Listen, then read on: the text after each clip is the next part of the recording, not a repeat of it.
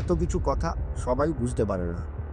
কিন্তু যদি এরকম সেটেলমেন্ট হয়, যেটা বললাম আমি দিতে পারছি না বা আমি দিই বা নন পেমেন্ট হয়ে রয়েছে, সেটা কিন্তু সিবিলে এফেক্ট করে। সেই ভরি মানে হচ্ছে 11.6 গ্রাম। আগেকার পিসিমা ঠাকমা এনারা যারা করতেন, আগেকার সময় বন্দুক রাখার অনেক সুবিধা আছে। কালী পুজো আসছে, সামনেই ধনতেরাস। এই সময় তোমরা নিশ্চয়ই সোনা কেনার কথা ভাবছো, কিন্তু তোমরা কি জানো সোনা শুধু গয়না নয়, এটা একটা ইনভেস্টমেন্ট পারপাসে হতে পারে। Gold loan, ETF, sovereign gold bond, এইগুলো কি করে কাজ করে তোমরা অনেকেই এটা জানো। তো আজকের পডকাস্টের গেস্ট ধ্রুবজ্যোতি গাঙ্গুলি নিজের 15 বছরের এক্সপিরিয়েন্স শেয়ার করবে তোমাদের সাথে, আর তোমাদের জানাবে কি করে তোমরা নিজের সোনাটাকে ব্যবহার করতে পারবে। তো দেখতে তো থাকো। কালী পুজো তো আসছে, আর কালী পুজোর আগে আছে ধনতেরাস। এই সময়টাতে আমরা সোনা কিনতে পছন্দ করি, কিন্তু আদৌ সোনার সাথে কি ধনতেরাসের কোনো সম্পর্ক রয়েছে? সোনার কেনার সাথে যদি বিচার করা যায়, ধনতেরাসের ডাইরেক্টলি কোনো সম্পর্ক নেই।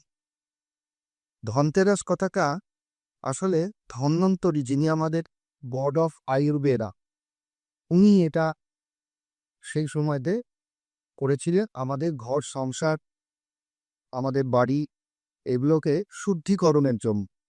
কারণ যখন সমুদ্র মন্থন হয়েছিল, আমরা যখন অমৃত পেয়েছিলাম, সেটা আমাদের শরীরকে উজ্জীবিত করে রাখার জন্য, চিরঞ্জীবী করে রাখার জন্য, মানে অসুস্থ যাতে আমরা না হই, তার জন্য পুরো ব্যাপারটা করা হয়েছিল, যাতে করে সে তার সাথে এই গড অফ আয়ুর্বেদা ধন্বন্তরী সঙ্গে একদম ডাইরেক্টলি। তাহলে ধনতেরাস কথাটা অ্যাকচুয়ালি ওই ধন্বন্তরী থেকেই এসেছে। ওই ওনার অ্যাক্টিভিটি, উনি যেটা করতে বলেছিলেন সেটাই আমাদের করা উচিত। এখন সোনার ব্যাপারটা এখানে কিরকম করে এসেছে, যেটা আমার ওপিনিয়ন, আমার মনে হয় উনি বলেছিলেন যে আমরা ঘরের থেকে যা অশুভ কিছু আছে, মানে যেটা দিয়ে কোনো কীটাণু কিংবা কোনো ভাইরাস কিংবা এই ধরনের জিনিস যেটা দিয়ে আমরা রোগ সংক্রান্ত হতে পারি, সেটাকে ঘর থেকে বার করে দেওয়া, মানে অশুভ জিনিসও ঘর থেকে বার করে দেওয়া। আর ধরে আমরা যেটা দিয়ে কিনে আনবো এমন কিছু, ঘরের ভেতরে ঢোকাবো এমন কিছু, যেটা দিয়ে সংসার ভালো হতে পারে। এখন সংসার ভালো হওয়ার মানেই হচ্ছে আমাদের শরীর ভালো থাকবে, বা আমি অসুস্থ হব না, আমি সবাইকে নিয়ে খুব শান্তিতে বসবাস করতে পারবো। সেটাই সবার ঘরের সংসারের একটা একটা নীতি বলা যেতে পারে। তাহলে কেমন শোনার কথাটা এলো, লোকেরা সংসার হলেই লক্ষ্মীশ্রী, লক্ষ্মী, এই সমস্ত জিনিসগুলো চলে আসে।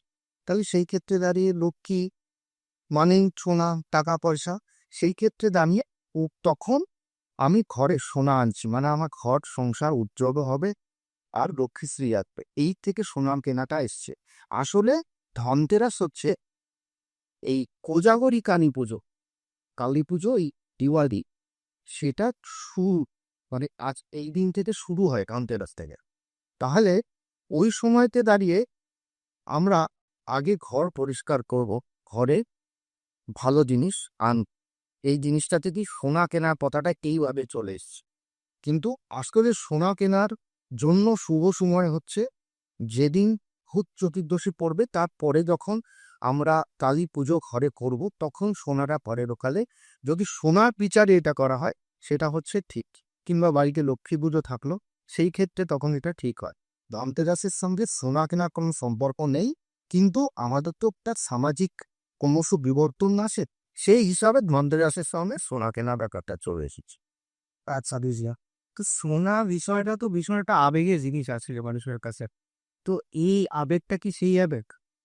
এখন আগেকার জানি সোনা একটা আধ্যাত্মিকভাবে, সোনা আমি কিনছি মানে আমার কাছে লক্ষ্মীর কৃপা এলো, এই হিসাবে দেখা হতো। তখন কিন্তু সামাজিকভাবে আমরা অনেক, মানে একজন একজনের প্রতি অনেক বাঁধনে আটকে ছিলাম। সেই সমাজটা কিন্তু আলাদা ছিল, যেটা আমরা সোনা কিনতাম, সোনার প্রতি আমাদের একটা আবেগ ছিল, একটা আধ্যাত্মিকভাবে।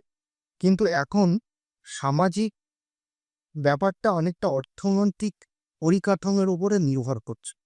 দেখা যাচ্ছে যে সোনা যখন আমি কিনবো, তখন শুধু সোনা, যখন বিপদে পড়ব, কোনো সমস্যায় পড়ব, তখন আমার কাছে কোনো আর্থিক সহায়তা না থাকলে সোনা আমি কাউকে দিয়ে দিলাম, আমি টাকা পেয়ে নিলাম, বিক্রি করে দিলাম, তখন সোনা আমাদেরকে সহায়ক হিসাবে, আর্থিক সহায়ক হিসাবে কাজ করে। তো সেই হিসাবে এখন আবেগটা কিন্তু মানুষের শুধুমাত্র এই ঘরের লক্ষ্মীশ্রী রাঙার দিকে তাকিয়ে থাকে না ব্যাপারটা। অনেক সময় আমি সামাজিক এবং আর্থিকভাবে কতটা সচ্ছল আছি সেই হিসাবে মানুষের আবেগটা নির্ভর করে। তার মানে আবেগেরও একটা বিবর্তন আমার এখন হয়েছে, যাতে করে সোনা কিনবো আমার আর্থিক সচ্ছলতার জন্য, আমার একটা অ্যাসেট হচ্ছে সেই হিসাবে। আবার আমি যাদের মধ্যে সেই মানসিকতাটা রয়েছে যে আমি সোনা কিনছি মানে আমি লক্ষ্মীর আশীর্বাদ নিয়ে আসছি, সেই হিসাবেও মানে হয়ে গেছে। এখন সোনার আবেগটা আর্থিক, সামাজিক এবং আধ্যাত্মিকভাবে একটা মিশ্রিত সংযোগ তৈরি করেছে। তো আপনার তো এখানে অনেক বছর এক্সপিরিয়েন্স রয়েছে। তো যখনই আমরা সোনা কেনার কথা বলি, তখনই আমরা এই ক্যারেট কথাটা শুনতে পাই। 22 ক্যারেট, 24 ক্যারেট। যে ক্যারেট জিনিসটা কি শুধু একটু অবিশ্বাস্য ব্যাপার। ক্যারেট বলছে যেমন আমরা যে কোনো কিছুর একটা মানদণ্ড, মানে এটার উৎকর্ষতা কতটা, সেটা যখন আমরা বিচার করি তখন একটা মানদণ্ড দিয়ে বিচার করা হয়। ক্যারেট কথাটা কোথা থেকে এসছে এত কিছু কথা সবাই বুঝতে পারে না, তো সেটা আমি বলছি না। কিন্তু ক্যারেট হচ্ছে সেই জিনিস যেটা আমরা সোনাটা কতটা উৎকর্ষতা, সোনার কোয়ালিটি কতটা হাইয়েস্ট লেভেল, একটু ওপরে লেভেলে যাচ্ছে, সেইটা কিন্তু আমরা বিচার করি। যেমন যখন আমরা বলবো যে 22 ক্যারেট সোনা, মানে হচ্ছে এই 22 ক্যারেট সোনা মানে হচ্ছে আমার, যদি আমি 100 গ্রাম সোনা কিনি, 100 গ্রাম দিয়ে বিচার করে এনে বড় মার্ক হয়ে যাচ্ছে। আমি 10 গ্রামের হিসেবে বলছি, তাহলে ওখানে হিসেব করতে সুবিধা হবে। 10 গ্রাম যদি আমি সোনা কিনি, তাহলে সেই ক্ষেত্রে 22 ক্যারেট সোনা মানে আমি 9.16 সোনা কারণে ওর মধ্যে আমি পাচ্ছি। মানে 10 গ্রাম সোনা কিনলে আমি 9 গ্রাম 160 মিলিগ্রাম সোনা আমি পাচ্ছি। ওটা হচ্ছে পিওর আমার সোনা। বাকিটা সোনাটা তৈরি করতে গেলে, সোনার গয়না তৈরি করতে গেলে যে জিনিসটা হবে, ওর মধ্যে ক্যাডমিয়াম দিতে হয়, কিছুটা কপার দিতে হয়, কিছুটা মানে অনেক রকমের মানে ওটাকে কেডিয়াম বলে, এখনকার হিসেবে কেডিয়াম বলা হয়, ওটা দিতে হয়, ওই ভাগটা ওখানে চলে যায়। তো সেই হিসাবে 22 ক্যারেট মানে হচ্ছে গয়না সোনা, এটাই সব থেকে হাইয়েস্ট কোয়ালিটি এখনকার অবধি মার্কেটে রয়েছে। গয়না সোনা মানে 22 ক্যারেটই সব থেকে ভালো হয়। ওই জন্য এখন সরকারিভাবে এই হলমার্ক দেওয়াটা মাখান, হলমার্ক দিয়ে ওটাকে 22 ক্যারেট একটা সার্টিফাইড জায়গাতে নিয়ে আসা পায়, যাতে করে ওই কোডিং একটা দেওয়া থাকে। আগে সোনার দোকানে তৈরি করে দিল, কিন্তু তাতে কোনো কোডিং ছিল না।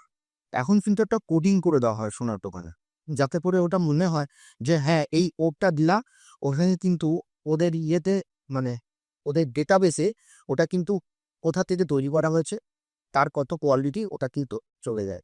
তো ক্যারেট দিয়ে আমরা এটা বিচার করতে পারি। এইবার শুধুমাত্র 22 ক্যারেট হয় না, যখন আমি গয়না সোনা বানাবো না, একদম পিওর সোনা কিনবে, মানে যে সোনাটা তখনও খাদ মেশানো হয়নি, মানে সোনাটা অনেক নরম, সেই পিওর সোনা, যেমন লোকেরা পয়েন্ট কেনে কিংবা হচ্ছে বার কেনে, বা 10 গ্রামের বার হয়, 8 গ্রামের বার, কয়েন।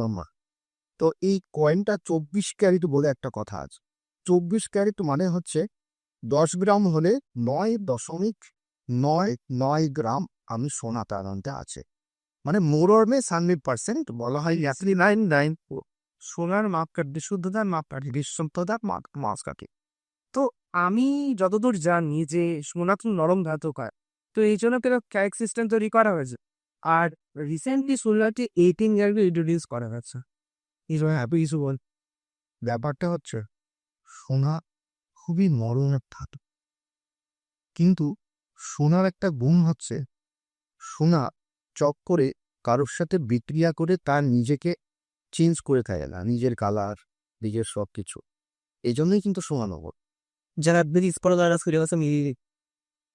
এইবার সোনা, আমি যখনই সোনা কথা বলবো, লোকেরা কিন্তু একটা সোনা আছে, সোনার বরণ, সোনার দেশ। মানে কিন্তু আমি একই জায়গায় একই কোয়ালিটিতে বিলং করব অনেক দিন ধরে, এটাই লোকেরা বিচার করে। এর জন্যই সোনা মানে একটা আইডলের জায়গায় চলে আসে। তো ওই জন্যই সোনাকে বলা হয় মানে লক্ষ্মীর শ্রী, মানে একই জায়গায় বিরাজ করে।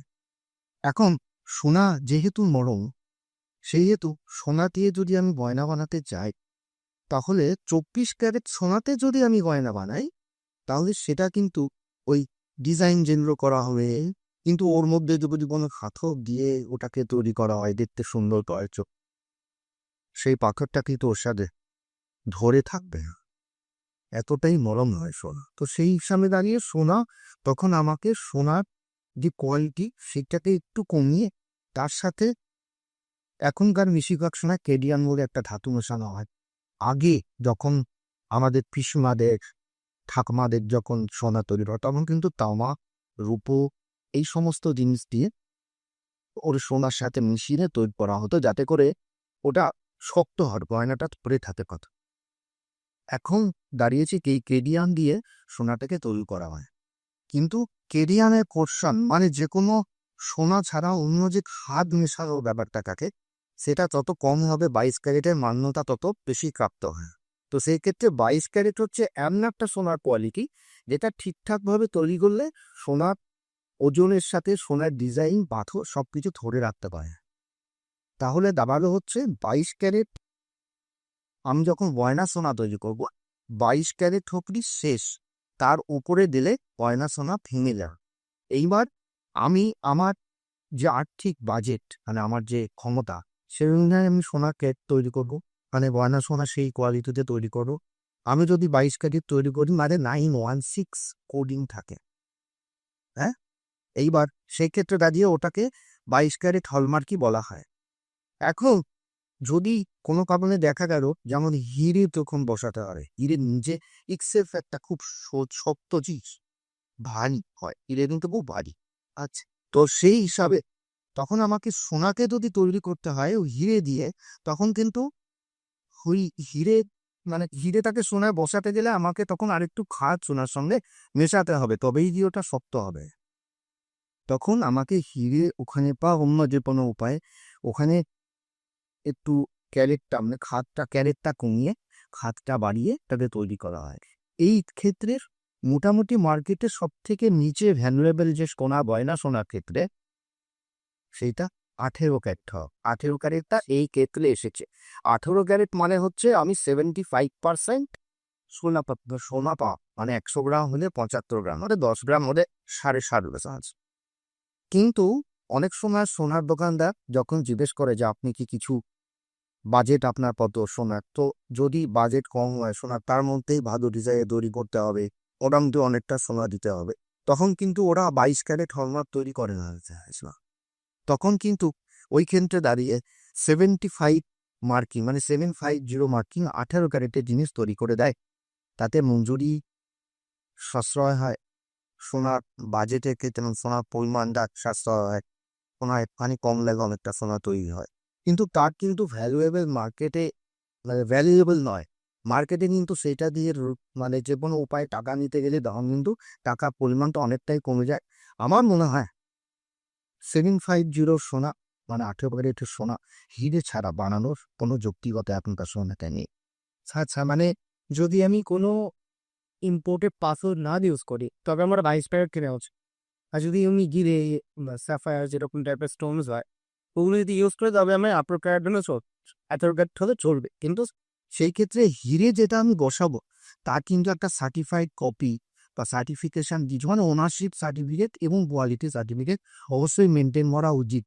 কারণ ভবিষ্যতে যদি কোনো কারণে ওটাকে ছেড়ে দিতে হয়, মানে বিক্রি করতে হয়, তাই সেই ক্ষেত্রে কিন্তু কোনোরকমভাবে ওটার দাম পাবে না, 18 ক্যারেটের দাম পাবে। এটাকে মাথায় করেই তৈরি করা উচিত। তবে তখন টেকনোলজিক্যালি একটা চলছে চেষ্টা, যাতে করে 18 ক্যারেটের ওপরে হলেও অ্যাটলিস্ট 20 ক্যারেট হলেও, 20 ক্যারেটটাও কিন্তু এখন মার্কেটে এসছে 833, মোটামুটি 8 আশেপাশে, মানে 83%, হ্যাঁ 83%। সেই ক্ষেত্রে কিন্তু ওই সোনাটা মানে হিরেটাকে বসানোর চেষ্টা বা ওটা করার চেষ্টা চলছে।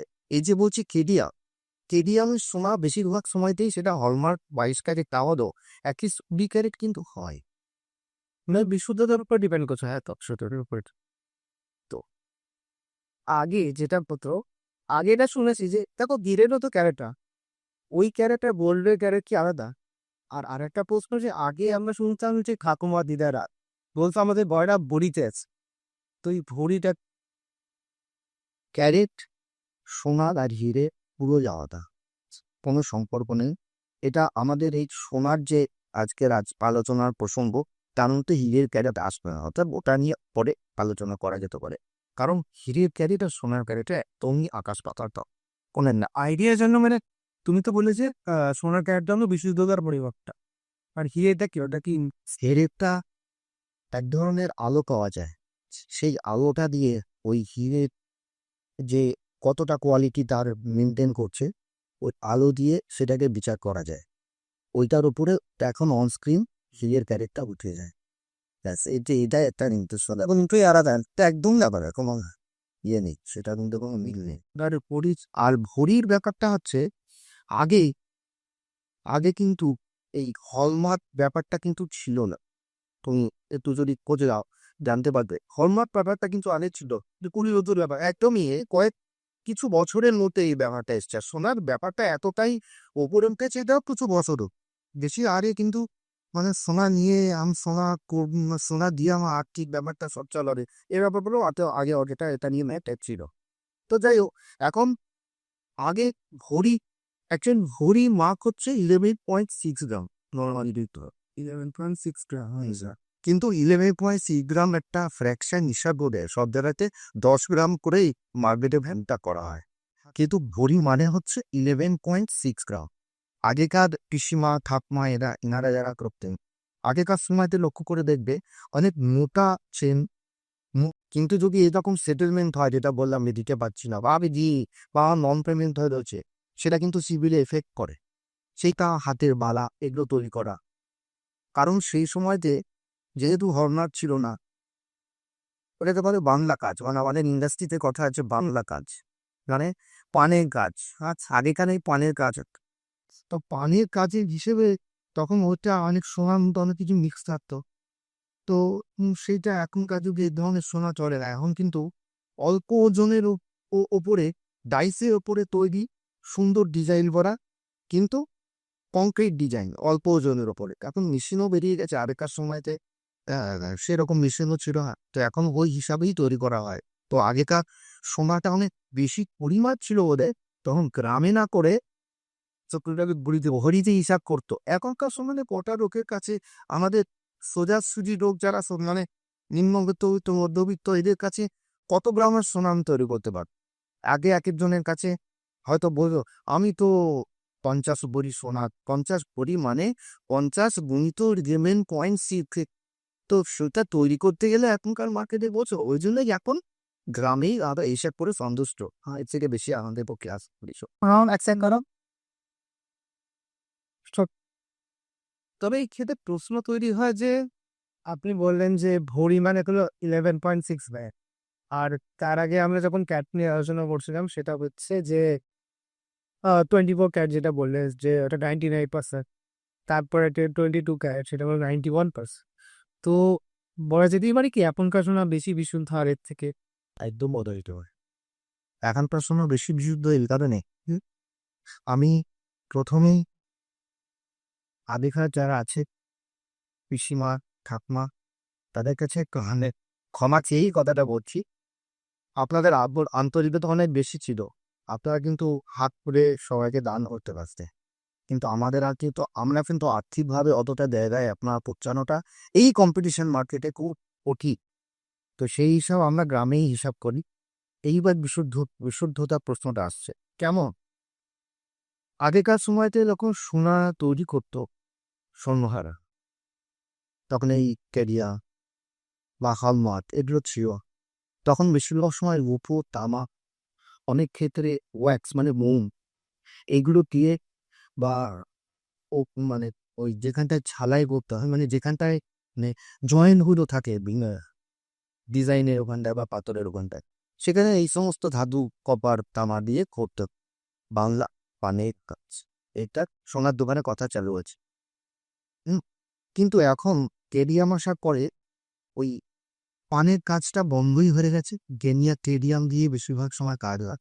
আর হলমার্ক ক্ষেত্রে ওর খাদের পরিমাণটা আরো কমে যায়। তাহলে এখন আমি বানাচ্ছি 10 গ্রামের একটা নেকলেস, আগে বানালাম তো 125 গ্রামের একটা নেকলেস। তাহলে আমি 10 গ্রামের নেকলেস কি 15 গ্রামের নেকলেসে খাদ কম।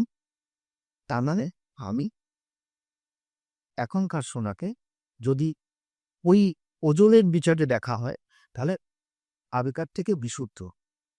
কিন্তু আগেকার সময়তে আমি ওই 125 গ্রাম বানাচ্ছি, কাউকে দিত তো, কাউকে দিতাম তো, সেটা তো উনি তো কাউকে দিতেন, ঠাকমাও কিছু মানুষ কাউকে তো ঘরে বউ যে নতুন আসছে তাকে তো দিত।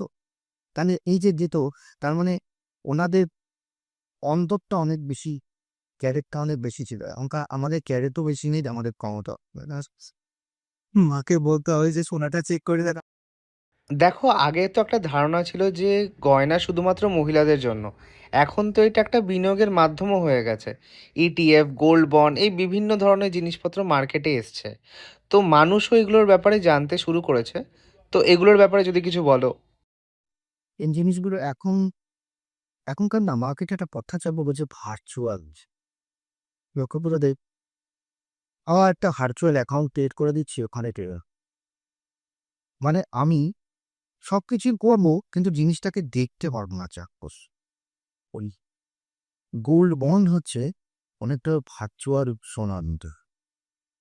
আমার কাছে একটা বন্ড বা পেপার থাকবে, বা এখন অ্যান্ড্রয়েড মোবাইল পেপারও তো থাকে, একটা অ্যান্ড্রয়েড মোবাইলে একটা কন্ডিশন করে দেওয়া থাকবে, একটা কোনো কিছু একটা প্রুফ থাকবে, মানে আমি এতটা পরিমাণ সোনায় এতটা ইনভেস্ট করেছি, সোনার দাম বাড়লো, টাকা আমি ওই হিসাবে ওই মন যদি বিক্রি করি ওই হিসাবে দামটা আমি পেয়ে যাচ্ছি। যদি দাম বেড়ে যায় তাহলে আমি বেশি টাকা পাবো, আর যদি দাম কমে যায় তাহলে কম টাকা পাবো। অনেক সময়তে ফিক্সড রেট বন্ড হয়, সেক্ষেত্রে দাঁড়িয়ে ওরা বলেই দেয় যে আপনি এই বন্ডটা কিনছেন এত টাকা দিয়ে, এতটা সোনার এগেনস্টে, বা এতটা এতটা ইন্ডেক্স, মানে পার গ্রামে পার টাকায় বা পার হাজারে একটা ইন্ডেক্স করে দেওয়া হয়, সেই হিসাবেই করা। কিন্তু দেখা গেল হয়তো একটা পার্সেন্টেজ করে দিও কি 4 বছরের, তাতে একটা ইন্টারেস্ট পরিমাণতে গ্রো করে।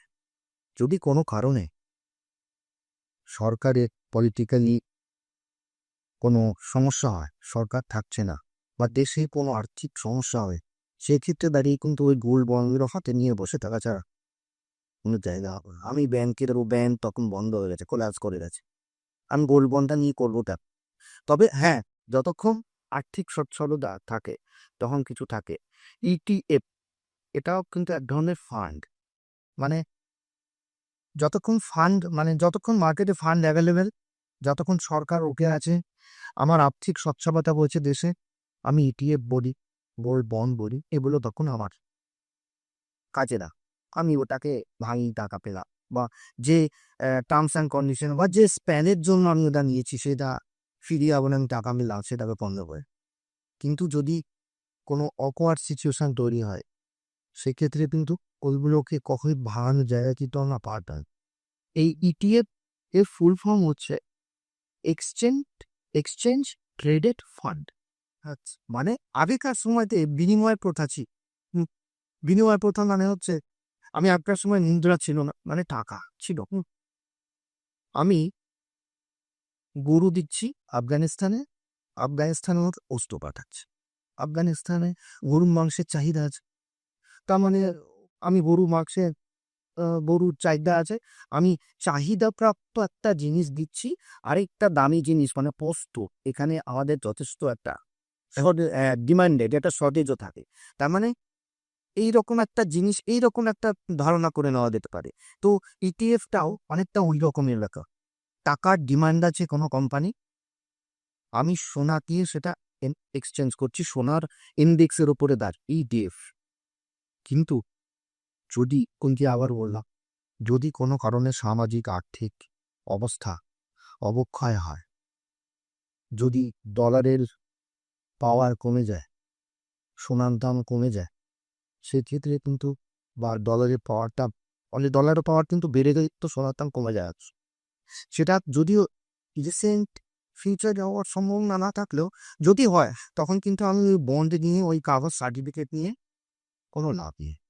এই জন্য আমার মনে হয় যে উদ্দেশ্যেই হোক, লক্ষ্মী পুজো হোক, ধনতেরাস হোক, যে উদ্দেশ্যেই হোক, এই investment on board physical gold must be purchased এবং কেনা উচিত, ঘরে রাখা উচিত মানুষের।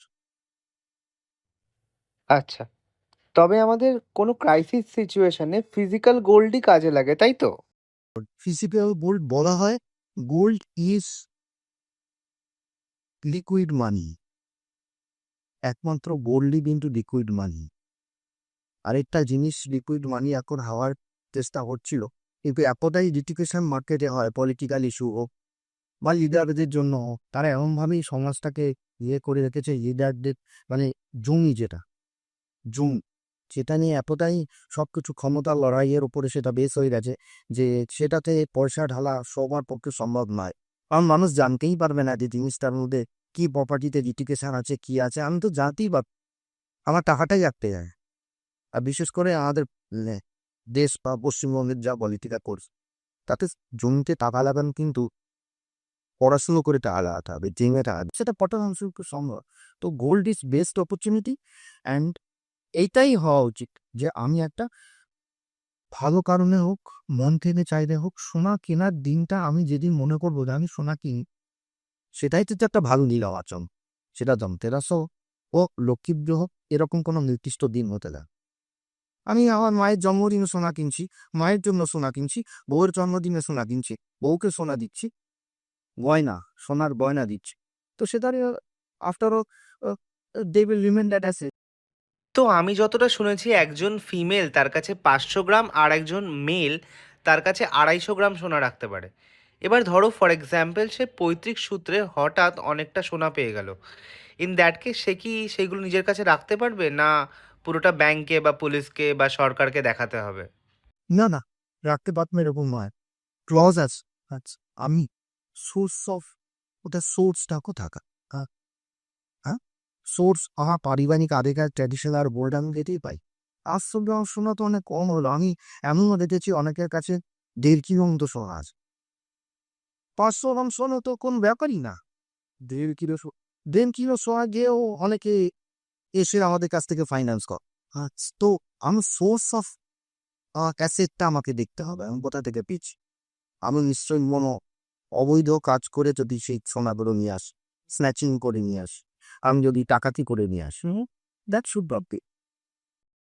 মানে সোজা কথায় আমাদের সোর্সটাকে ক্লিয়ার রাখতে হবে, তাই তো? এবার শোনো না, এবার আমি তোমাকে তোমার ফিল্ডের একটা কোয়েশ্চেন জিজ্ঞাসা করছি, মানে এটা অনেকেরই কনফিউশন। ধরো এখন আমার ক্রাইসিস সিচুয়েশন, আমার এখন সোনার দরকার, মানে আমার এখন টাকার দরকার, মানে আমি আমার সোনাটাকে দিয়ে টাকা আমি নেব, কিন্তু মার্কেটে অনেক ফ্রড, অনেক জোচ্চুরি হয়, যার জন্য মানুষ সেই টাকাটাকে ঠিকঠাক ইউটিলাইজ করতে পারে না বা নিজের সোনাটাকে ভুল জায়গায় দিয়ে আসে। তো এবার আমাদের খুব ইজিলি বোঝাও যে কি করে মানুষ তার সোনাটাকে ঠিক জায়গায় দিয়ে ঠিক টাকাটা পাবে।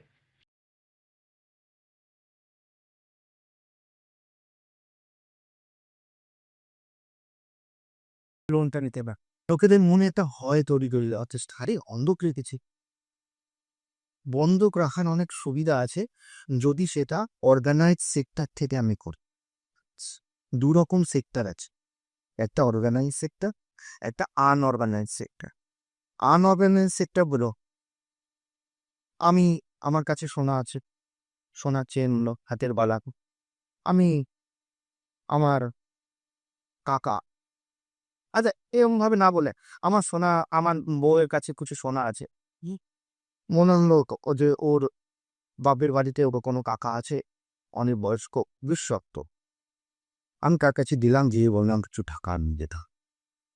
সোনা, টাকার সোনা, তা সে রেখে দিয়ে দিল। তাহলে আমি এইবার তাকে, তাকে একটা কন্ডিশন করে দাও, ভেবে তুমি 6 মাসে শোধ করবো, 1 বছরে শোধ করবে, 10 মাসে শোধ করো। কিন্তু যখন আমার হয়ে যাবে শোধ, তখন যা আমি টাকা নিয়েছি তার থেকে উপরে কিছু দেবো, মানে সুদ, মানে ইন্টারেস্ট। এই তো গল্প। তাহলে তাই যদি হবে, তাহলে আমি এবার যখন কোনো কারণে আমার আর্থিকভাবে আমি আরো পিছিয়ে গেলাম, সে তখন কি করবে?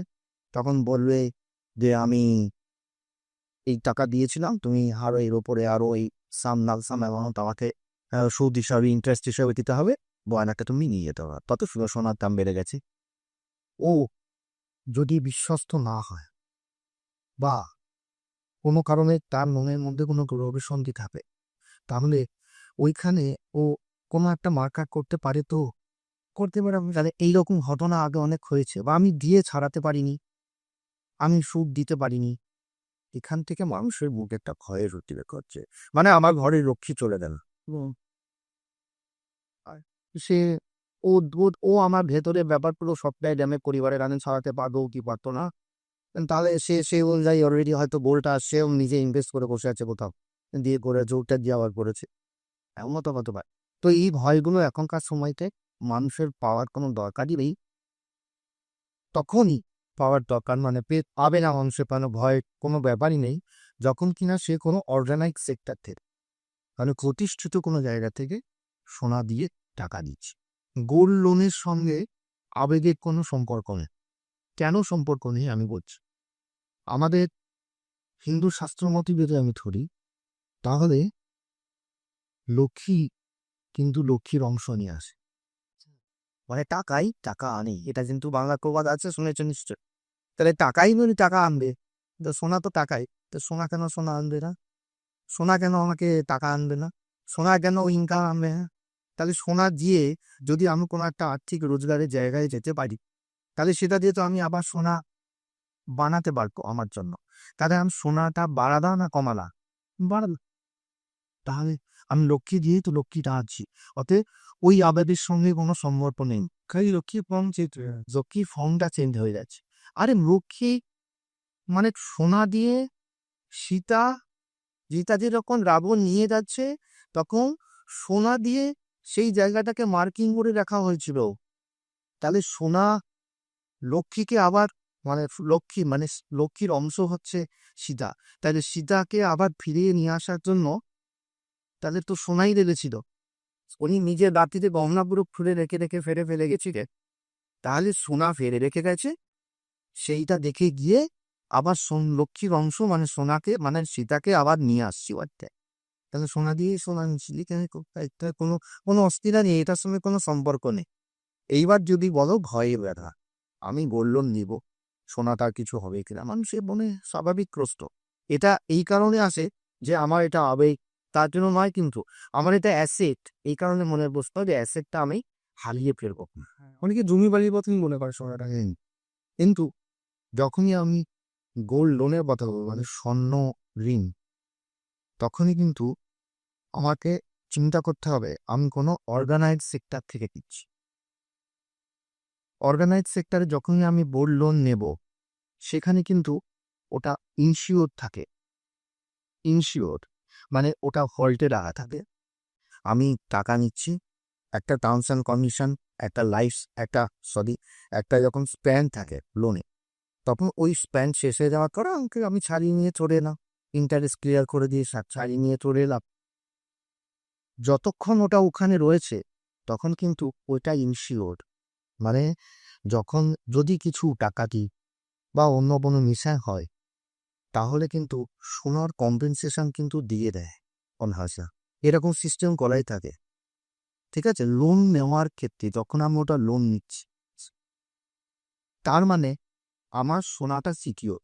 এবার ওটো দিকটা ভাও, আমি সোনা দিচ্ছি না, মানে সোনা কোনো অর্গানাইজ সেক্টরে দিচ্ছি না, আমি কাছে দিয়ে টাকাটা দেওয়া।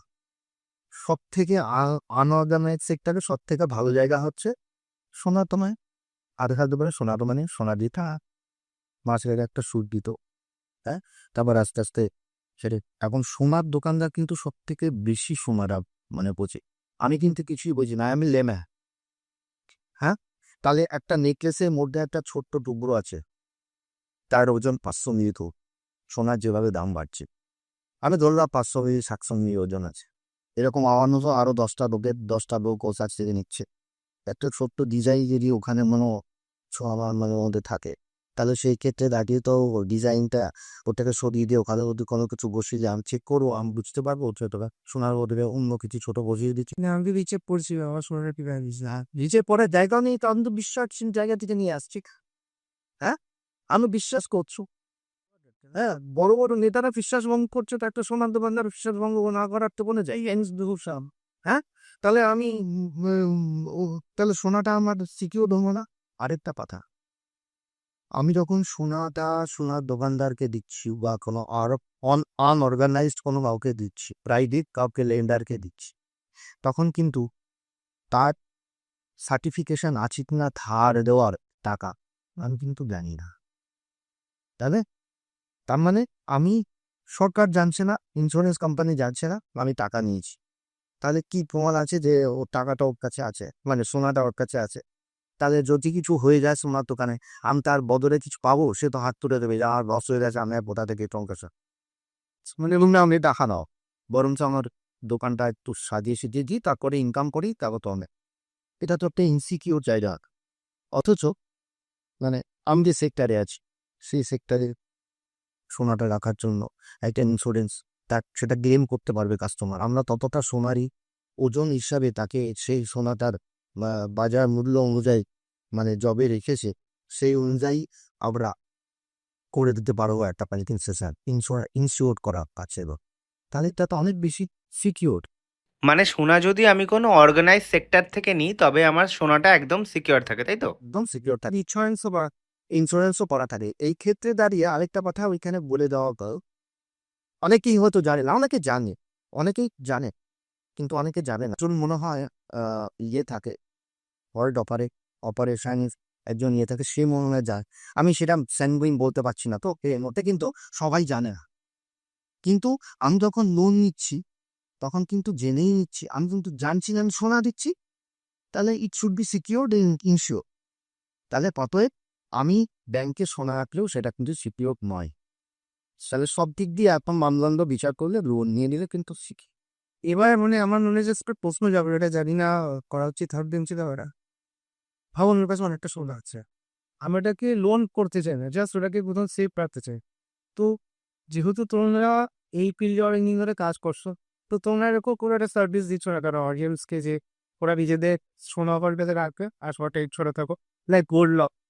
আচ্ছা, তো আচ্ছা, কি এরকম আছে? আমাদের অনেক এনবিএফসির ক্ষেত্রেই আছে। হুম। সেটা হচ্ছে রে, একটা ওভারড্রাফট টাইপের স্কিম হয়, তাতে সোনা একটা লিমিটে, তাও আমি সে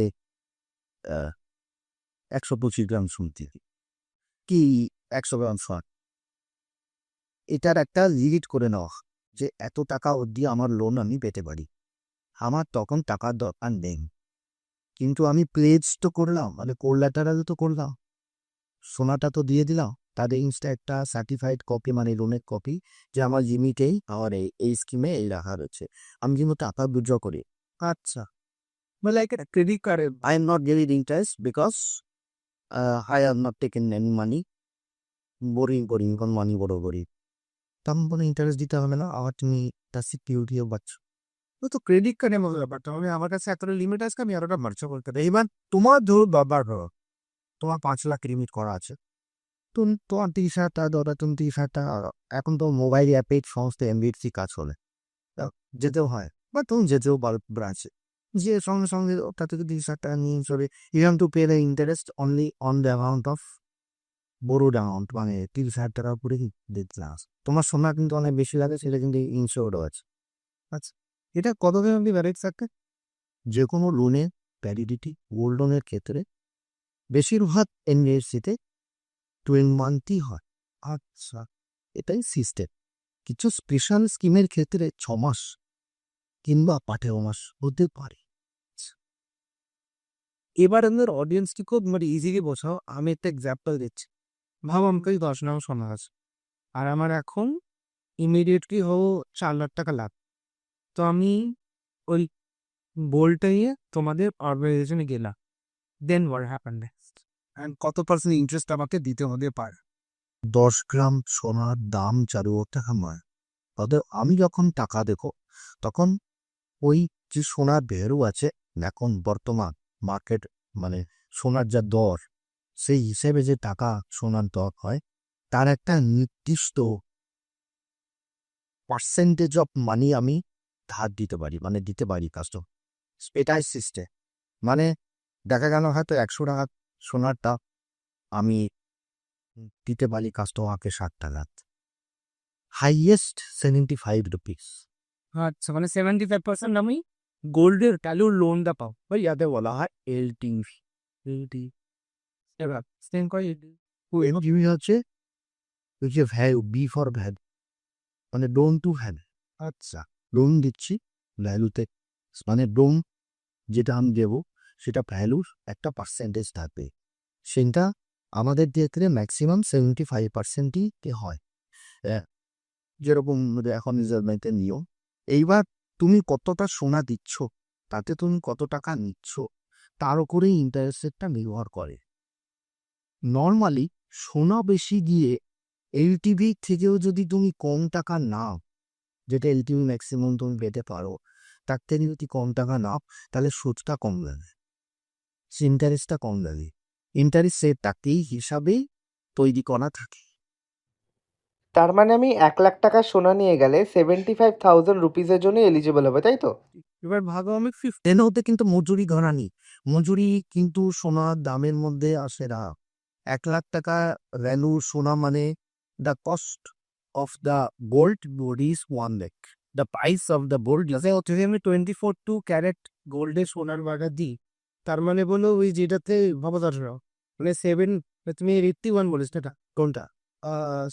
22 ক্যারেট মানে হলো 22 ক্যারেট মানে 91.6। তো মানে তুমি 100 গ্রাম আমাকে সোনা দিচ্ছ হলে আমি 91.6 এর ওপরে 6 এর উপরে আসলে হবে লোকটা। না, আমি ওটাতে যদি কমাতে থাকি, আমি যদি হলমার্ক তোমার সোনা তুমি আমার কাছে নিয়ে আসো, যেটা হলমার্ক কোয়ালিটি আর হলমার্ক তোমার মধ্যে মানে মার্কের সাথে আছে, সেই ক্ষেত্রে দাঁড়িয়ে কিন্তু আমি তোমাকে 100 গ্রামে 100 গ্রামই বন দিয়ে দেবো। হ্যাঁ, চিকো, কেন তুমি টাকাটা বন করবে? আমার তো এলটিভিটাই কম, মানে আমি বুনের বেলা বেলায় তো তোমাকে 75 টাকা দেবো। এক্সাক্ট। তাহলে আবার যদি আমি সোনার ওয়েট থেকে কাটি, তাহলে তো তোমার অনেক কমে না। সেটা কেন? কমের উপর কম হয়ে যাবে, সেটা সেটা খুব বাজে টাকা নেই। তো ব্যাপারটা হলো আমি ওই যেদিই বললাম যে আমি 1 লাখ টাকা সোনা হয়ে দিলাম, 75% কস্ট, তুমি আর ওকে বলছি যে ম্যাক্সিমাম নিতে পারি, আমি হোক 50,000 দিটা। ইন দ্যাট কেস কত টাকা আমার ইন্টারেস্ট শোধ করতে হবে? ওটা তখন ইন্টারেস্টের রেটটা অনেকটা কমে যায়। বেশিরভাগ এনবিএফসির ক্ষেত্রে এরা মানে মান্থলি ক্যালকুলেশনটা হয়, ইয়ারই হয় কিন্তু মান্থলি হয়। আর হচ্ছে মানে দেখা গেল হয়তো তুমি আহ, নিয়ে গেছো 1 লাখ টাকা সোনা, 1 লাখ টাকার লোন পাওয়ার মতো সোনা নিয়ে গেছো, হ্যাঁ, তুমি নিয়েছো 50-এর, তখন ইন্টারেস্টটা পয়সার ডিফারেন্স হয়, মানে ইন্টারেস্টটা দেখা গেল হয়তো আহ, 1 টাকা মাসে সেটা 1 টাকা পাবো না, কিংবা হয়তো ধরো 1.5 টাকা মাসে 1.5 টাকা না হয় সেটা 1 টাকা হবে না। আচ্ছা, মানে যত পার্সেন্ট আমি ইউটিলাইজ করবো সেই বাস ইন্টারেস্ট। তবে যদি তোমার লোন ভ্যালু বেশি হয় সেই ক্ষেত্রে দাঁড়িয়ে কিন্তু কম ইন্টারেস্টের স্কিম তখন ওই এনবিএফসি গুলো নিয়ে আসে। সেটা আছে, সেটা সব মার্কেটে আসে, মানে ওর ওর বিভিন্ন টাইপের অফার অনেক রকম, এবং ইট ইজ সো ফ্লেক্সিবল যে কোনো ব্যাপারই না। মানে 10 জন যদি এখন লক্ষ্য করে দেখেছি আমি, যেটা আমি লাস্ট কয়েক বছরের ট্রেন্ডে দেখছি, বললে বিশ্বাস করবে না, 10 জন যদি কাস্টমার আসে, মানে 10 জন কাস্টমার কম বললাম, মানে বেশি আসে এক একটা ব্রাঞ্চে, মানে ভিড়, মানে যেটা বড় ব্রাঞ্চ বা পুরোনো ব্রাঞ্চ, সেটা 150 থেকে 200 জন রোজ বললেও নিতে আসে। হয় হয় বললেও নিতে আসে, না হয় যেটা নিয়েছে তার উপরে বাড়াতে আসে, কিংবা কিছু মাল ছাড়াতে আসে, কিছু বোল্ড ছাড়াতে আসে, আসতেই চান্দি 150 থেকে 200 জন লোক আসে। সো আমি হিসাব করছি, যদি 10 জন দোকান কাস্টমার ধরি, তার মধ্যে অন্তত 4 থেকে 6 জন মহিলা। আচ্ছা, মহিলারাই নিজেরাই আসছে, এবং এটা এতটাই হ্যান্ডি ইজি যে ওর নিজেরাই অপারেট করতে পারে, আর আমরা তো গাইড করে দিই, তো অত অসুবিধা হয় না। এখন তো ট্রেন্ড হয়ে গেছে, সমস্যা কিছু হয় না। ম্যাক্সিমাম কত পার্সেন্ট ইন্টারেস্ট? সব থেকে বেশি ইন্টারেস্ট যদি কেউ রেগুলার দেয় তাহলে 22% থেকে 24%, মানে এই 1.5 টাকা থেকে 2 টাকার মধ্যে যদি সোনা বেশি নেয় বা কোন সময় বেশি টাকা নিতে চায় সেই ক্ষেত্রে। তবে এখন ইন্টারেস্ট রেটটা অনেকটাই ভ্যারি করে, কমছে বাড়ছে। কল যে বললাম বড় লোনের ক্ষেত্রে অনেক সময় ইন্টারেস্ট রেট কম থাকে, আরও কমেও আছে। তো ব্যাংকে তো এক্ষেত্রে দেখা যায় যে তুমি কম টাকা নাও বা বেশি টাকা নাও, তোমার লোন অ্যামাউন্টটা ফিক্সড। এক্ষেত্রে লোনটা ফিক্স না, ইন্টারেস্টটা বেশি। তো এক্ষেত্রে দেখা যাচ্ছে যে ব্যাংকে আমি যত বেশি টাকায় নিই বা কম টাকায় নিই আমাকে সেম ইন্টারেস্ট দিতে হচ্ছে, কিন্তু সোনার ক্ষেত্রে সেটা ফ্লেক্সিবল, কম বেশি হচ্ছে, তাই তো? তো এতক্ষণ তোমার কেমন লাগছে? ভালোই যাচ্ছে, আমার তো আলোচনা কর্তব্য বাড়বে। আর এটা আমার নিজের টপিক, মানে এটা আমার মানে শরীরের অঙ্গ প্রত্যঙ্গ জীবন সবকিছুর সঙ্গে জড়িয়ে গেছে। মানে আমরা সমান মানুষ, আমরা সত্যি শোনার তো মানে এই গোল্ড লোন কোম্পানিগুলো কি করে ইনকাম করে? ওরা তো ওই 100 টাকা কাটাচ্ছে কোথাও আলাদা। ম্যানেজ করে ইনকাম করে না। ব্যাংক আর এদের ক্ষেত্রে ইনকামের জায়গাটা মোটামুটি একই। আমি যদি একটু ভেঙে বলতে হয় রিস্কালে, তাহলে ব্যাংকের ক্ষেত্রে ধরো তুমি ধরো ব্যাংকে আরো 2 লাখ টাকা রাখে, ব্যাংক ওই 2 লাখ টাকা নিশ্চয়ই ব্যাংকে রেখে দেবে। ব্যাংক কি করবে? তোমার মতন এরকম অনেকে 2 লাখ টাকা রেখেছে। ব্যাংক কোনো একজন যে কারখানা বানাবে বা দেখা গেল হয়তো কোনো দোকান করবে, বললো ছেড়ে দিয়ে বলছে আমি দোকান করবে কিছু করবে, তাদেরকে টাকা লোন দেবে পেপার দেখে, তার প্রপার্টি পেপার দেখে, বিজনেস লোন, অ্যাসেট লোন, বড় যা বলো সেগুলো দেবে। এর যদি অনেকটা হাইপোথিকেশন করতে হয়, দেখবে লেখা থাকে হাইপোথিকেটেড টু অমুক ব্যাংক, হাইপোথিকেটেড টু অমুক ব্যাংক, ব্যাংকে বাসের গায়ে লেখা আছে। কিংবা কোনো বড় দোকান কোনো শোরুম লেখা দেখবে যে hypothecated to State Bank of India. আমি স্টেট ব্যাংক অফ ইন্ডিয়াটা বুঝতে পারছি, হ্যাঁ দেবো, আমি ইন জেনারেল বললাম, মানে শুধু এই ব্যাংকই নয় যে কোনো ব্যাংক। তো এবার সেই ক্ষেত্রে দাঁড়িয়ে উম, ওই যে টাকাটা তাকে দিচ্ছে, তোমাকে দেবে 5%, তার কাছ থেকে তো নেবে 9% থেকে 12% ইন্টারেস্ট। তাহলে তার ব্যাংকের ওই টাকা জানবে 4 পয়সা 5 পয়সাও কিন্তু অনেক মাইনে রাখে ব্যাংকের অত বড় ট্রানজেকশন। ওটা কিন্তু একটা বিশাল মানে মার্জিন অফ প্রফিট অনেক বড়, কোনো অসুবিধাই নেই। সেই ক্ষেত্রে দাঁড়িয়ে যদি ওই লোনগুলো যারা দিচ্ছে তারা যদি ঠিকঠাক মেনটেন করে, ব্যাংকের যে টাকাটা তুমি দিচ্ছ সেটা তোমাকে ইন্টারেস্ট দেওয়া ব্যাংকের কাছে কোনো ব্যাপারই না, কিছুই ব্যাপার না, ওটা কোনো মানে ধর্তব্যের মধ্যেই করে না ধরা। কিন্তু যদি লোন যেগুলো নিচ্ছে সেগুলো যদি মানে যাকে বলে ওটাকে বলে এনপিএ হয়ে যাওয়া, আছে ফাইন্যান্সিয়াল করে এমপি মানে নন প্রফিটেবল হয়ে যায় অ্যাসেট, মানে আর প্রফিট আসে না ওটা থেকে। মানে যে লোন নিয়েছে সে একটা সময় অবধি দিয়েছে বা দেয়নি, বা একটা সময় পরে দেওয়া স্টপ করে দিয়ে ওটাকে আর দিচ্ছে না, তাহলে আমাকে তাহলে হিসেব করতে আমার একটা ব্যাংকে হিসেব করতে হবে যে আমি এই প্রপার্টিটা দিয়েছি, এই প্রপার্টির valuation 65 lakhs, 1 crore, as information মানে অ্যাজ এক্সাম্পল 1 crore। দেখা গেল আমি লোন দিয়েছি, ইন্টারেস্ট দিয়ে সব নিয়ে টিয়ে আমার কোটা আমি ইন্টারেস্ট আমি লোন দিয়েছি হয়তো 50 লাখ, হ্যাঁ, ইন্টারেস্ট দিয়ে সব কিছু দিয়ে টিয়ে দেখা গেল ওই যে আমার দিস ফ্যাক্টরটা বিলং করছে, দেখা গেল হয়তো আমি ইন্টারেস্ট নিয়ে আমি যদি শোধও না পারে আমি প্রফিটটা দিয়ে হলেও ইন্টারেস্ট নিয়ে যদি আমার 90 লাখ হয়, তাহলেও আমার 1 crore মধ্যেখানে এসে যাচ্ছে। আর ওই কোটিটাকে যদি আমি নিয়ে নিই তাহলে আমার 1 crore ওপরে আমার ইয়ে আছে, তাহলে আমার 90 crore লস হলো, আমার 90 crore টাকাটা উঠে এলো, আমি 10 লাখ টাকা উঠে লাভ করলাম। এটা একটা হতে পারে, কিন্তু হিউম্যান হিউম্যানিটির ওপরে কোনো তো আইন হয় না। এখন যদি একজন ভদ্রলোক বলে দেয় আমি দিতে পারবো না, সেক্ষেত্রে দাঁড়িয়ে ব্যাংকের ওই জিনিসটা নিয়ে সেল করে দেওয়া ছাড়া কোনো রাস্তা থাকে না। কিন্তু অনেক ক্ষেত্রে ব্যাংক কিন্তু সেটা নিতে পারে না, দেখা গেল তার আর কোনো থাকার জায়গা নেই যে বাড়িটা সে দিয়েছে, তাহলে সে কি কোথায় দিয়ে থাকবে? মানে it is law of humanity বলে। তো ল অফ হিউম্যানিটির ক্ষেত্রে তখন কিন্তু ব্যাংক ওদেরকে বার করতে পারে না। তখন ব্যাংক কি করে, তখন কিছু মানে কিছু ক্লজ আছে, কিছু জায়গা আছে যে আপনি এতটা দিন সেটেলমেন্টে আসুন করুন, তাহলে এটা করে আপাতত ব্যাপারটাকে মিটিয়ে দেয়, যাতে করে ব্যাংকেরও লস না হয়, ওরাও করতে পারে, এরকম একটা জায়গায় মাঝামাঝি একটা সেটেলমেন্ট করা। কিন্তু এইটা যদি কেউ করে সেই ক্ষেত্রে তার যে ক্রেডিট প্রোফাইল, এটাকে বলে ক্রেডিট। ইদানিংকালে দেখবো সিবিল বলে একটা কথা করছে, ওকে? হ্যাঁ, মানে আমার ক্রেডিট প্রোফাইলটা মানে দেখায় সিবিলে যে আমি কতটা ক্রেডিট নিচ্ছি, সেটা শোধ করছি না, ভালো করে পেমেন্ট করছি না, এটাকে বলে ক্রেডিট প্রোফাইল। সিবিলের স্কোর মানে একটা মানদণ্ড হয়, যার যত ভালো থাকে সিবিলের স্কোর সংখ্যায়, তার ক্ষেত্রে লোন নেওয়া পাওয়াটা সুবিধা হয়। কিন্তু যদি এরকম সেটেলমেন্ট হয়, যেটা বললাম আমি দিতে পারছি না বা আমি দিই বা আমার নন পেমেন্ট হয়ে রয়েছে, সেটা কিন্তু সিবিলে এফেক্ট করে। সেই ক্ষেত্রে দাঁড়িয়ে তখন কিন্তু ও যখন পরে ভবিষ্যতে আবার কোনো লোন টোন নিতে যাবে, কিছু করতে যাবে, তখন কিন্তু সে পারবে না, সে কিন্তু সেকেন্ড ক্যাটাগরি একটা ক্রেডিট স্কোরের ইন্ডিভিজুয়াল হয়ে যাবে, কোনো দিনও হবে না। আর আরেকটা উপায় আছে, দেখা গেল এই ধরনের কোনো লোক সে একদম জায়গা ছেড়ে চলে যায়, কিংবা স্পেশাল কোনো আর্জি জানালো যাতে করে তার সমস্ত কিছু মাফ করে দেওয়া হয়। ধরলাম এরম যদি কেস হয়, তবে সে কিন্তু সেকেন্ড ক্যাটাগরি সিটিজেন হয়ে যাবে। সে আর অনেক কিছু মানে সরকারিভাবে, হ্যাঁ, সে কিন্তু সেকেন্ড ক্যাটাগরি সিটিজেন হয়ে যাবে। সেই ক্ষেত্রে দাঁড়িয়ে কিন্তু সে আর অনেক সরকারি সুযোগ সুবিধা, লোন তো ছেড়েই দাও, আরো অনেক যেটা সরকারি সুযোগ সুবিধা সাধারণ মানুষ পায়, সেগুলো কিন্তু সে পাবে না। এটা ন্যাশনাল লেভেল সোর্স, ন্যাশনাল লেভেলেও সোর্স। এখন এই যে আমাদের রেসপেক্টেড প্রাইম মিনিস্টার এত কিছু করছেন, এই এই ডকুমেন্ট, তার সাথে লিঙ্কা, ব্যাংকের লিঙ্কা, এখন কিন্তু পুরোটাই সেন্ট্রাল গভর্নমেন্ট একটা চেয়ার টেবিলে বসে একটা কম্পিউটারে তার সব কিছু আদ্যপান্ত দেখে নিতে পারে বসে, তার ফাইন্যান্সিয়াল হিস্ট্রি।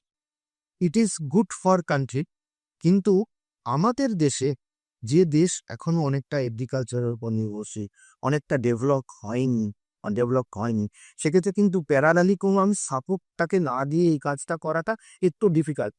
তো সেইটা নিয়ে এখন কেন্দ্র সরকারের কাজ চলছে, ফিনান্সিয়াল সেক্টরগুলো। এবং এখন দেখবে চাষের উপরে লোন হয়, কেন্দ্র সরকার থেকে লোন দেয়, কিষাণ ক্রেডিট কার্ড হয়, এ সমস্তগুলো করছে সরকার। তো আস্তে আস্তে একটা টাইম যাবে, একটা সময় দিয়ে দেখবে এটা একটা ভালো দিকে ক্রমশ বেরোবে। আচ্ছা, তো গোল্ড আমাকে অনেকভাবেই হেল্প করতে পারে মাত্র এই যে লোনগুলো তুমি বললে, এগুলো সব কিন্তু অনেক হার্ড কন্ডিশনের উপরে, অনেক কিছু কন্ডিশন থাকে যেগুলো কিন্তু আমাদের ম্যাচ আপ করানো ব্যাংকের ক্ষেত্রে সম্ভব নয়। মানে আমি একটা ইন্ডিভিজুয়াল, আমি ব্যাংকের ওই কন্ডিশনগুলো ম্যাচ করাতে পারবো না, কারণ আমার কাছে ওই পেপার নাই থাকতে পারে, ওই প্রপার্টি ঠিকঠাক কাগজ দিয়ে কোথাও না কোথাও গিয়ে আটকে দেয়। এইখানে গোল্ড লোন অ্যারাইজ করছে, এইখানে গোল্ড লোনের ডিমান্ডটা, কোলাটারালটা আসছে যে আমি গোল্ড লোন নিই, তাহলে কোনো ঝামেলা নেই, ফোনে নিয়ে যাও, লোকনে নিয়ে যাও, টাকা পেলেও একটা নির্দিষ্ট সময় সেই টাকা শোধ করবো, বাজার ফেরত চলে আসবো। এই ক্ষেত্রে ইজি ওয়ে, এনবিএফসি গুলো ইজি ওয়ে, ব্যাংকের থেকে এনবিএফসি গোল্ড লোন পাওয়া বা শোধ করা, মেনটেন করা অনেকটা ইজি। আচ্ছা, তো রিকভারিতে কোনো দিন ঝামেলা আছে? হ্যাঁ, রিকভারিতে ঝামেলা হয় না। রিকভারিতে ঝামেলা না বলতে দেখো, এখানে সোনা দিয়ে লোন নিচ্ছি, এটা কিন্তু সিকিউর লোন, যে কোনো ফিনান্সিয়াল অর্গানাইজেশন পেতে দেবে। সোনার দাম বাড়তেই থাকে, তো যদি কেউ শোধ না করে, সেক্ষেত্রে দাঁড়িয়ে তো ব্যাংকের বা এনবিএফসি যাই করো, এদের লসের জায়গাটা অতটা অনেক সময় থাকেই না বেশিরভাগ সময় লসে, কারণ সোনাটা তো আমাদের কাছে আছে। হ্যাঁ, সোনাটা আছে, কোনো কারণে যদি সেরকম কোনো সিচুয়েশন আসে যে সোনার দাম অনেক কমে লাগলো, in that case there you get all. কিন্তু সেটা আসার চান্স রিসেন্ট পাস্টে আছে কি? আমার তো মনে হয় না, অতএব রিকভারিতে এগিয়েই থাকে যে গ্রোয়াত, তার থেকে যে কোম্পানি সে অনেক এগিয়েই থাকে, এমবিএফসি গুলো বা ব্যাংকগুলো। আর রিকভারিতে দেখা গেল হয়তো সে দিতে পারেনি, এমনও লোক আছে দিয়ে যায় সোনা, কিন্তু ভুলে যায়, মানে ভুলে যাওয়ার মতন ব্যাপার, বুঝতে পেরেছো? দোকানে দিয়ে যায়, ইন্টারেস্ট দেয়নি, কিছু দেয়নি, এবার তার বাড়িতে অপশন রেট আছে, সোনা অপশন হয়ে গেছে, সে এসে বললো কেন আমার সোনা অপশন করেছে। আচ্ছা, এর কেসে ঝামেলা পড়ে, এরকমও আছে। কিন্তু যদি সে প্রপার ওয়েতে যায় যে সে দিয়েছে অথচ অপশন হয়েছে, তবে তার ক্ষেত্রে লাভ আছে। না হলে নর্মালি এসব ক্ষেত্রে মানে এগেনস্ট দ্য অর্গানাইজেশন দিয়ে যদি সে নাই দেয় কোনো রকম ভাবে পেমেন্ট, কোনো লাভ হয় না। তো আমাদের এই অর্গানাইজেশনগুলো যারা গোল্ড লোন দিচ্ছে, তাদের প্রাইমারি ইনকাম সোর্স কোনটা? এটি প্রাইমারি ইনকাম সোর্স ইন্টারেস্টটা যেটা ইন্টারেস্ট দেবে, ইনকাম ওয়াট ইন্টারেস্টটা, এটা কি, এটা এটা ওই ছোট ছোট ইন্টারেস্ট শুনতে লাগে, কিন্তু অ্যাজ এ হোল যদি তুমি দেখো, ইট ইজ এক একটা এনবিএফসি, বড় এনবিএফসি যারা আছে দেশে, তাদের প্রায় 6,000, 7,000, 8,000 ব্রাঞ্চ, অনেক ব্যাংকের এত ব্রাঞ্চ থাকে না। মানে মা পলিসি এতে কেনার করতে হয়। হ্যাঁ, কোথাও কিছু নেই, একটা গোল্ড লোনের কোম্পানির ব্রাঞ্চ ঠিক সেখানে রয়েছে। মানুষ সোনা তো রাখি যে কাছে সব হ্যাঁ, আর কেন সোনার মার্কেটটা এতটাই, মানে লোনের মার্কেটটা এতটাই যদি তুমি ডেটা দেখো, 25,000 টন হাউস হোল্ড গোল্ড, মানে হাউস হোল্ড গোল্ড মানে যে সোনা গয়না আমি বাড়িতে করতে পারি বা আমার কাছে আছে, আমার কানে আছে, নাকে আছে, হাতে আছে, সেসব দিয়ে বাড়িতে যেটা রাখা রয়েছে গয়না সোনা, 25,000 টন আমরা বিলং করি ইন্ডিয়াতে। ইন্ডিয়াতে। ভাবতে পারছো? মানে এটা এটা ইট ইজ, মানে অনেক বেশি, এমনকি ইউএসএ থেকে। হ্যাঁ, আমরা তো অনেকটা সোনাই কনজিউম করি। আমি মন্দিরের সোনা হচ্ছে কিসব মানে ব্যাপারের জন্য আমি হাউস হোল্ড বোল্ড বলছি, ভাবো, আমি কিন্তু I mean to say that household bold. তো এই ক্ষেত্রে দেখা যাচ্ছে যে ভারতীয়রা সবথেকে থেকে বেশি সোনা কনজিউম করছে, তাই তো? আমাদের হচ্ছে তুমি যে বললে না আসলে আমি সোনা পড়েছি, আমার আর কথায় আছে, আমার আগে বলতাম মানে আমার কারণ আমার সোনা চাঁদের সোনা চুন্দি, এখন সোনা চাঁদের সোনা চাঁদতে পৌঁছাতে গেলে মানে খরচার দরকার, এখন সোনা বানাতে গেলেও অনেক খরচার দরকার কি না, আমার সোনা চাঁদের সোনাটা দরকার না আমাদের জন্য, মানে সোনাটা আমাদের আবেগ সত্যি। সোনা না কোনো দেবী দেবতা দেখো না, আমরা সোনা ছাড়া ইমাজিনও করি না না। আবার আমার হাটের কাছে সবথেকে যে থাকে, তাকে তো আমার সোনা বলি দেয়। বাট নো কমেন্টস এই বিষয়েতে। আচ্ছা, এবার আমার না একটা ক্যাজুয়াল কোয়েশ্চেন, মানে তোমার কাছ থেকে এটা একটা জানার, যে ধরো একটা ছেলে আর মেয়ে নতুন চাকরি পেয়েছে, এবার সে চায় একটু গয়না তৈরি করতে, কারণ ছেলেরাও আজকাল গয়না পরে। তো অ্যাজ এ ইনভেস্টমেন্ট পার্সপেক্টিভ সে কোনটা কিনবে, সোনার বার, কয়েন না সোনার গয়না? তোমার মতে কি বলে? গয়নারও কেন, সোনার বার যদি সে কেনে, তার মানে সে 24 ক্যারেট সোনা কিনছে, তাহলে 24 ক্যারেট সোনার ক্ষেত্রে সেটা কিন্তু আমাকে বাড়াতে হবে গয়না সোনা। তো মানে ওই ইনভেস্টমেন্ট পারপাসে একটাই কথা হয়েছিল যে আমাদের কোনটা কেনা, গয়না গয়না না বার। ওই সিনেমা দেখাতো না কুরুলের সিনেমাতে যে একটা বার ধরা পড়ছে সোনার, তো বোর্ডটা রাখা উচিত। স্মার্ট বিজির ক্ষেত্রে তাহলে যদি লুকিয়ে সোয়াম কোথাও পাচার করা হয়, বার হচ্ছে সব থেকে, মানে ময়না সেট না হলে সেটা সব থেকে ইজি ভাবে পাচার করা যায়, ওই জন্য ওইগুলো দেখা।